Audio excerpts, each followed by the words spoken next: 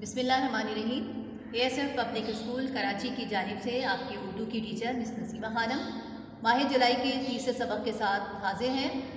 ہمارے آج کے سبق کا عنوان ہے رشتہ ناتا۔ عزیز طلباء و طالبات، آپ نے کام بہت دلچسپی اور صفائی سے کرنا ہے۔ سرے ورک بنائیں گے، اس کے بعد انڈیکس میں اپنے سبق کا اندراج کریں گے۔ آج کے سبق کے لحاظ سے آپ کو چھوٹی سی مگر بہت اہم بات بتاتی ہوں کہ جب ناخن بڑھ جاتے ہیں تو ناخن ہی کاٹے جاتے ہیں، انگلیاں نہیں۔ بالکل اسی طرح جب کسی رشتے میں غلط فہمیاں پیدا ہو جاتی ہیں تو غلط فہمیاں ختم کرنی چاہیے، رشتہ نہیں۔ اسی طرح حضرت علی رضی اللہ تعالیٰ عنہ کا قول ہے کہ رشتے خون کے نہیں احساس کے ہوتے ہیں۔ اگر احساس ہو تو اجنبی بھی اپنے ہو جاتے ہیں، اور اگر احساس نہ ہو تو اپنے بھی اجنبی ہو جاتے ہیں۔ اب ہم ذہنی خاکی کی طرف آتے ہیں۔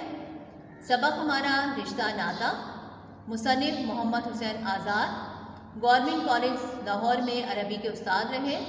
تخلص آپ کا آزاد، خطاب شمس العلماء۔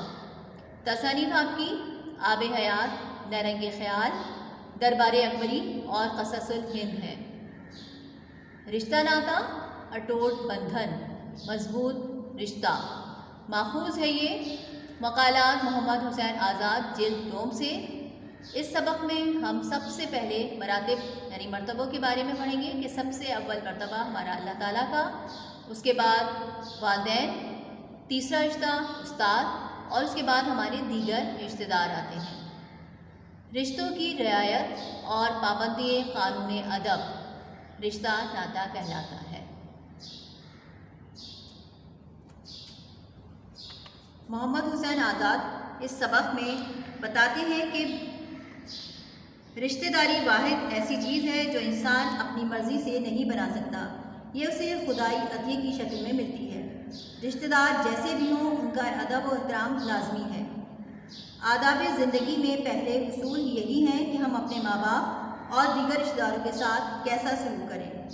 رشتہ داروں کے تعاون اور مدد کے بغیر بچوں کا دنیا میں گزارا مشکل سے ہوتا ہے، اس لیے رشتہ داروں کو برداشت کرنا، ان کے ساتھ قانون ادب کے ساتھ سلوک کرنا، ان کے تعاون اور مدد کے سہارے ترقی کی منازل طے کرنا ضروری ہے۔ اگر ہم اپنے رشتہ داروں سے اچھا سلوک و برتاؤ نہیں کریں گے تو کل ہمارے ساتھ کیسا سلوک ہوگا؟ کیونکہ جب بچہ دنیا میں جس خاندان میں جنم لیتا ہے، خاندان کے تمام لوگ اس بچے کے ساتھ رشتوں کی زنجیر میں بندھ جاتے ہیں۔ کچھ کے ساتھ ماں باپ ہی کا رشتہ ہے، بلکہ ماں باپ کے رشتہ داروں کے ساتھ کے رشتے بھی بچے سے وابستہ ہو جاتے ہیں۔ رشتہ داروں سے حسن سلوک اسلام بھی سکھاتا ہے، یہی قانون ادب ہے۔ بچوں کو ادب سکھانے اور سمجھانے کے سلسلے میں سب سے پہلے رشتہ داروں کے آداب ہی سکھائے اور سمجھائے جاتے ہیں۔ تعمیر سیرت کی بنیاد ہوتی ہے کہ بچہ اپنے بڑوں اور چھوٹوں کے ساتھ کیسے پیش آئے اور کیسا برتاؤ کرے۔ ہمارے رشتہ دار اور بزرگ ہم سے خوش نہیں، ہمارے برتاؤ سے ناراض ہیں تو ہمارا خدا بھی ہم سے خوش نہ ہوگا، ہماری عبادت بھی اس کی ناراضگی ختم نہیں کر سکے گی۔ لہٰذا جب تک ہم اپنے رشتہ داروں اور بزرگوں کی خوشنودی حاصل نہ کر لیں گے، اللہ کی خوشنودی ہمیں حاصل نہیں ہوگی۔ اب ہمارا تحریری کام، آپ نے سبق کو پہلے اچھی طرح سمجھ کے پڑھنا ہے اور اس کے بعد آپ کو سوالات کے جوابات تحریر کرنے ہیں۔ سوال نمبر 1، اگر بزرگ تم سے خوش ہوں گے تو کیا ہوگا؟ سوال نمبر 2، ماں باپ کی اطاعت کس طرح کرنی چاہیے؟ سوال نمبر 3، جو اولاد اپنے ماں باپ کا کہنا نہیں مانتی اس کا کیا انجام ہوتا ہے؟ سوال نمبر 4 ہے کہ کتاب کے صفحہ نمبر 136 اور 137 پر کثیر الانتخابی سوالات دیے گئے ہیں، آپ نے ان کے درست جواب تحریر کرنے ہیں۔